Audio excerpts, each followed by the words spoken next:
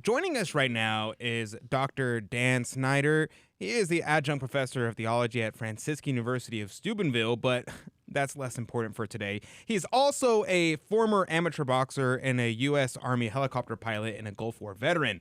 And he also, which is relevant for our conversation, has dedicated his life to combat both in the military but also in the spiritual realm. He's a founding member of Liber Christo, a movement that equips priests and laity in the apostolate of exorcism.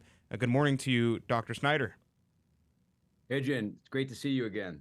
I'm excited about this show. Yeah, praise be to God. It's not too often that we hear people talking about boxing, especially in a positive light. I was looking online to see if anybody else has talked about this topic, and usually when it comes up among Catholic commentators, they're bashing boxing, and I'm like, what's up, guys? Why are y'all against this?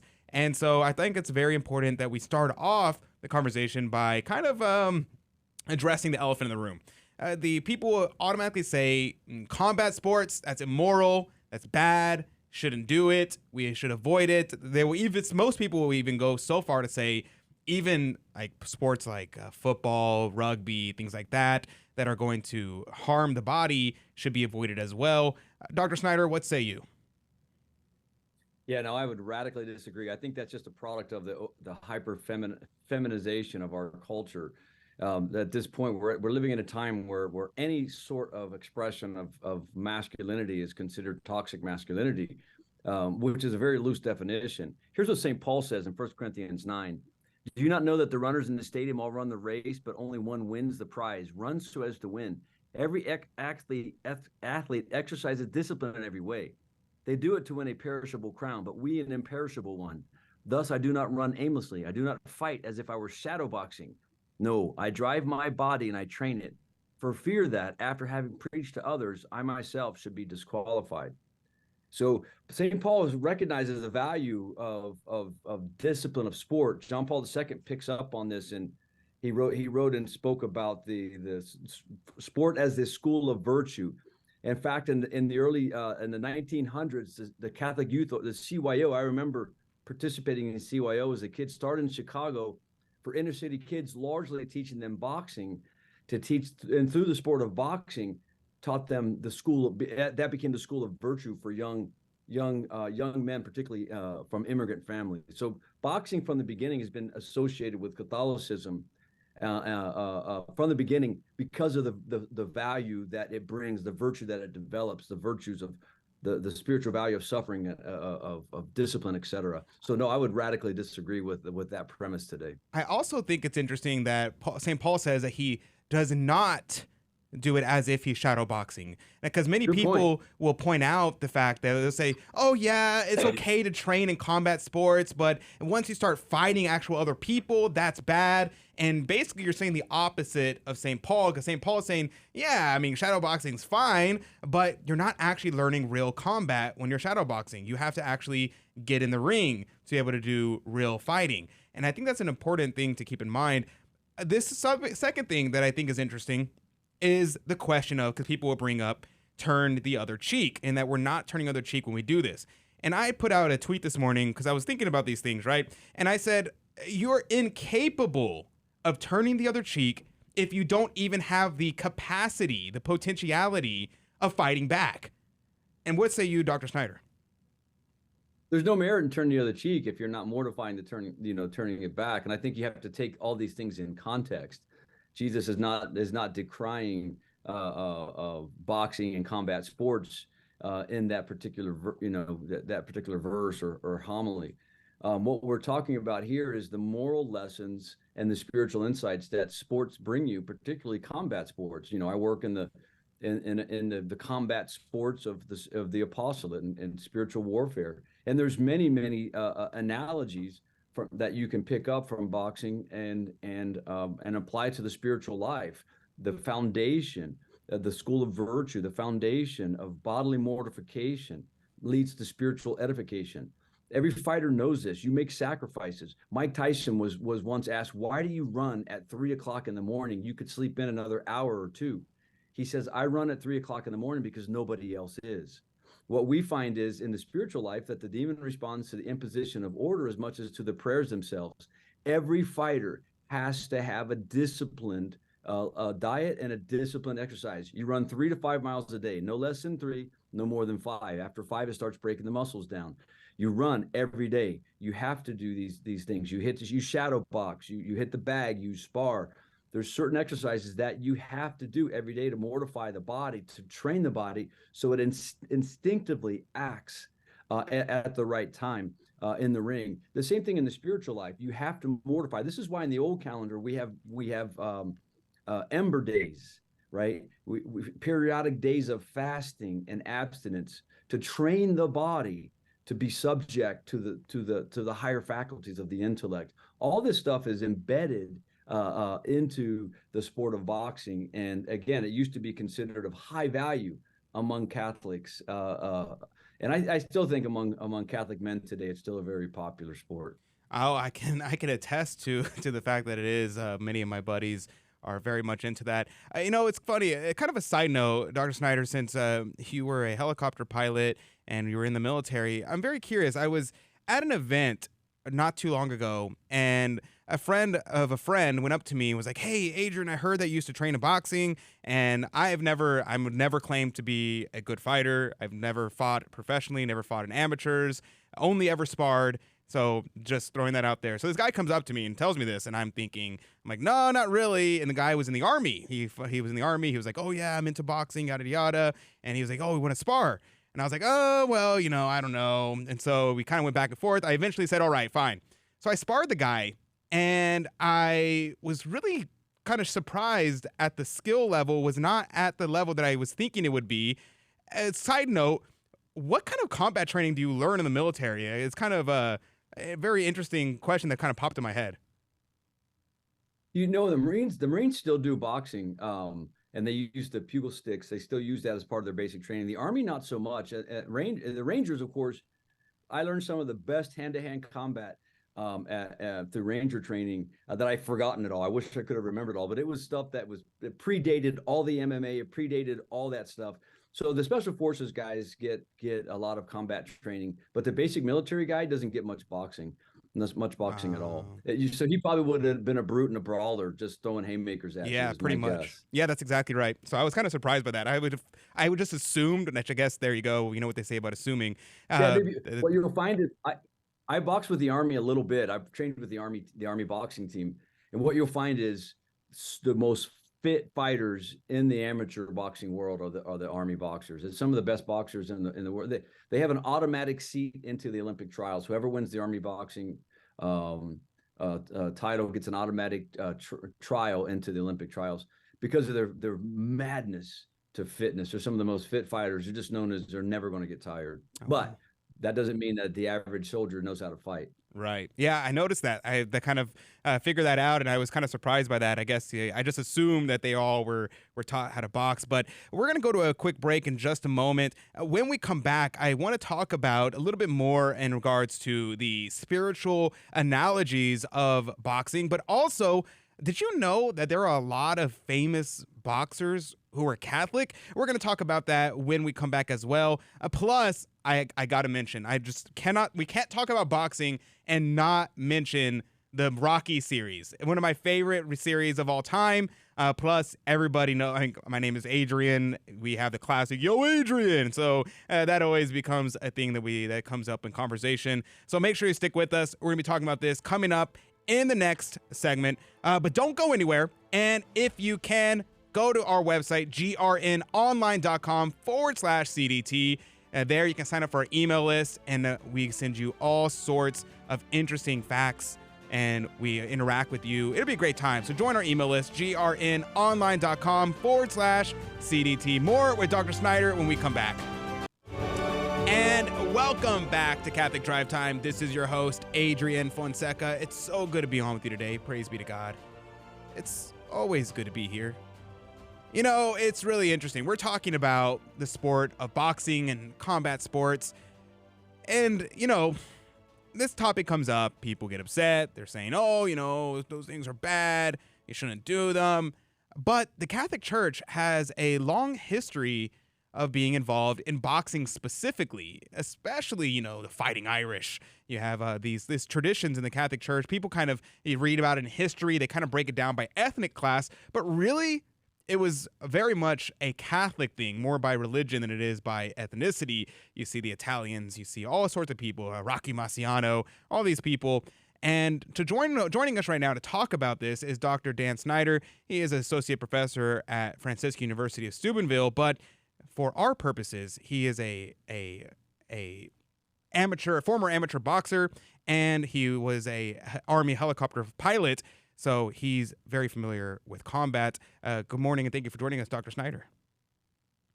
Awesome. Thank you for having me, Adrian. It's a great pleasure, always, especially to talk about one of my favorite subjects. So I appreciate it. Yeah, praise be to God. It's not something that's talked about often, but I think it's something that should be talked about more often. Now, I did want to bring up this topic of kind of a spiritual analogy of boxing. We kind of talked about it a minute ago, but there's something about it as well that always kind of struck me, especially whenever I would watch the Rocky movies, which is one of my favorite series of all time, of this idea that a man would go out, he'd get knocked down, and keep rising up time after time after time.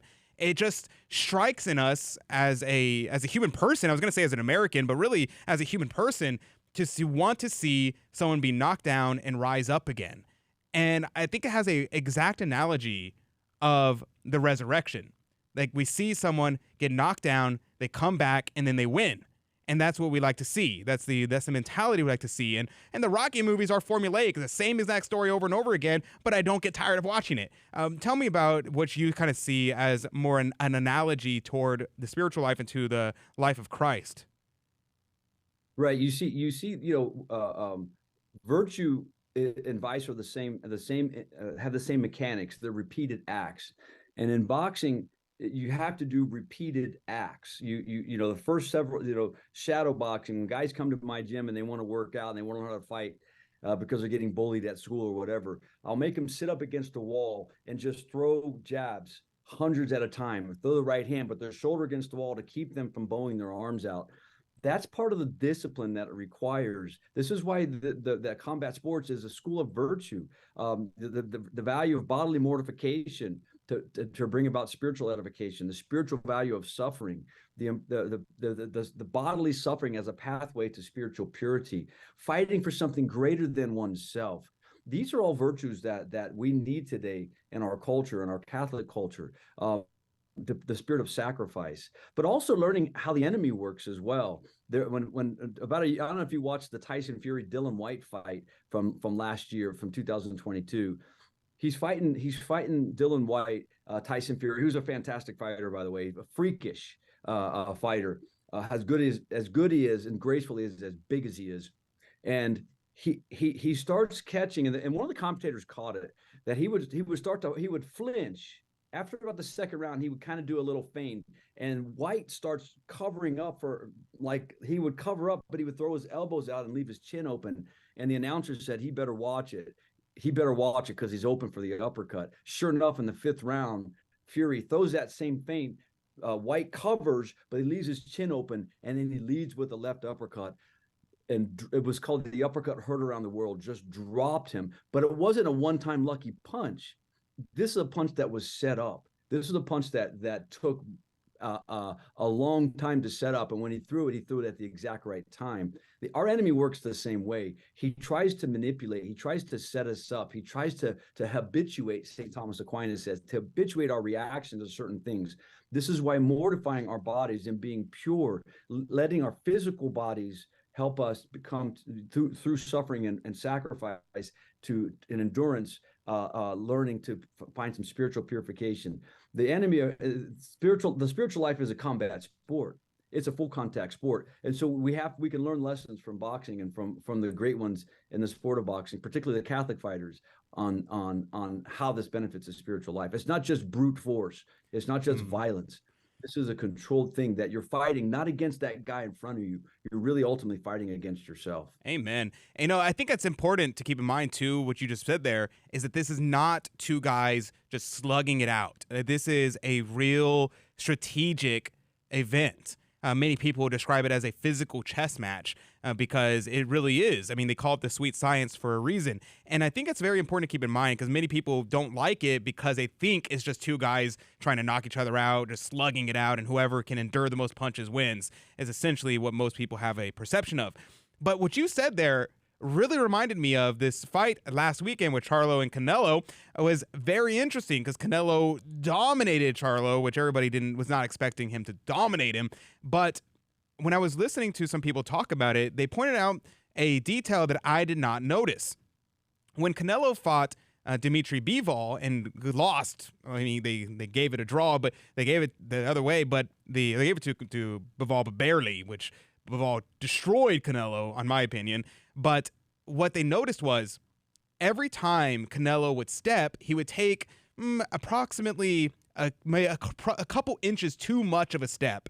And Bivol timed it and was punching him as he had one foot in the air so he couldn't get out of the way fast enough. And in the fight with Charlo, he corrected that and took steps that were just inches smaller. Just inches smaller steps. Amazing. So that way he was never caught where his feet were off the ground. And that small change he was able to counterpunch Charlo and able to move out of the way of Charlo before he's able to get hit. And I think that emphasizes the point of the small details in the spiritual life matter. They matter a lot. Like this kind of idea that venial sins are no big deal is just completely erroneous because it sets you up for a knockout. Tell me, what do you think about that, Dr. Schneider? No, absolutely. I was training a fighter once, and he had this tendency to bow his elbows out. I don't know why. And I said, look, you're going to get hit. You're going to get hit in the stomach. You're leaving it wide open. No. Okay, yeah. So we go to the gym for the first time to take me sparring. I'm taking him down to the police athletic, the PAL Center where I trained when I was younger. And we go down to the PAL Center, and my son's training fighters down there. And I said, hey, man, hook me up, hook my guy up. So we hook him up with this young fighter who was he was an orphan, classic. His name was Creed. Tough kid, like a 14-year-old kid. But, man, he was tough. And he says to my son, am I working in my sparring? He said, just spar him. Take it easy on him. So he gets into the ring, and my guy starts doing this bowing out thing. And so Creed sees the opening.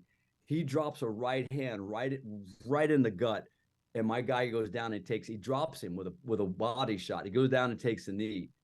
And that was worth 100 lessons of me telling him, you're going to get hit in the stomach. You got to keep your hands in tight. You got to keep your hands in tight. So in the spiritual life, we can read all about it. You can read all about the spiritual life. I can tell you, you got to have custody of the eyes if you're a man. You got to get control of your eyes and to do the first movement to interior purity is the exterior custody of the eyes. I can tell you that all day long, but the minute you lose custody of the eyes, and you can see how quickly you can fall into impurity, and from impurity into pornography. But once you take that shot one time, you learn your lesson. This is one of the values of boxing. The second value of this particular incident was he took a knee and he wanted to quit. And I'm like, no, you get your butt back up and you finish this round. I don't care how much it hurt. You take your punch and you get up. You get 8 seconds. That's all you get, and you get back in there and you learn how to survive after taking a shot. These are valuable lessons that we don't have today. Our young men today, and I don't want to sound like an old guy, they got cool beards. They're they're all muscular, and they got their skinny jeans, and they drink their bourbon and they have their cigars. But how many of our young men can take a body shot in the spiritual life and get it back on their feet and finish the round? That's what spiritual endurance is. And this is what we learn through the sport of boxing. Now, before we run out of time, I did want to switch over to talking about the Catholic boxers, the famous one, maybe not everybody, but people know Rocky Marciano, and famously people would say, and I think that's accurate, is he was the one that they based the movie Rocky off of. Tell me about your favorite Catholic boxers and what lessons we can learn from them. Yeah, one of my favorite, of course, Rocky Marciano. That one writer said fear was not in his vocabulary and pain had no meaning. I mean, the whole story of Rocky was kind of inspired by Marciano, the only undefeated heavyweight champion. He attributes his undefeated record to his mother, who prayed the rosary for him before every fight. Another one, Gene Tunney, the fighting Marine, fought in World War I, an Irish immigrant. I mean, Gene Tunney was a great boxer. He was much better of a boxer. He wasn't a puncher like Marciano. Also a tremendous fighter. Beat Jack Dempsey twice. One of my favorites, though, is Floyd Patterson. A very obscure. Nobody really knows Floyd Patterson. I met his son-in-law when I was in flight school. His son-in-law went to West Point. And I got an autographed picture of Floyd Patterson. To my friend Dan. And so Floyd Patterson won the Olympic middleweight title and went on to become heavyweight champion. But he was also a Knight of Columbus, a devout Catholic. He first came into the Catholic faith, I think it was a story. He was fighting in Arkansas, Fort Smith, Arkansas, and back in the 50s, and there's a lot of racial tension in that part of the country. And he was advocating for integrated places for fighters to fight that was integrated.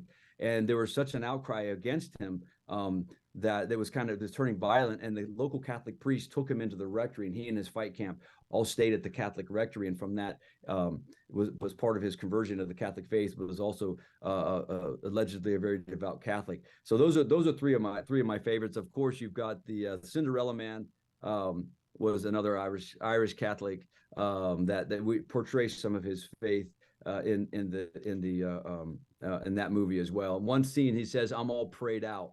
Right. And sometimes we get that way. Sometimes we do get all prayed out. It doesn't mean being a fighter doesn't mean you're never going to get hit. The goal of fighting is to hit and not get hit. But you're still going to get hit if you step into the ring. Some of the hardest steps a man could take is those 3 steps into the gym when they hear the sound, the doom, the doom, the doom, the bells, the sounds of the gym, walking in there with your bag and knowing that you're stepping into this place of work. Where you get the work done and you're going to step into the ring. Those 3 steps up into the ring, whether you're sparring, you're fighting the heavyweight championship of the world, those 3 steps take courage. And those 3 guys are 3 of my favorites: Gene Tunney, Rocky Marciano, and Floyd Patterson. How about you? Amen. Well, you stole mine, Rocky Marciano. I did not know about Floyd Patterson. I never heard of Floyd Patterson. I think that's pretty awesome. I also want to point out that there is a lot of Catholic priests who are trainers, who trained boxers, and people don't realize that. There's famous pictures that you can find online. And in fact, there is some Catholic priests who were trainers, not the main trainers, granted, but were one of the trainers of Sonny Liston, of Joe Louis. And it's very, very interesting that was, in fact, the case. So it's kind of just a misnomer that this is not the case. But we're out of time. We'll have to follow up, and next time maybe we'll talk about boxing and movies and Catholics and movies like The Bells of St. Mary's. That there was boxing in that movie. Many people don't. But that's out of time. Oh, yes. We're out of time. God bless you, Dr. Schneider.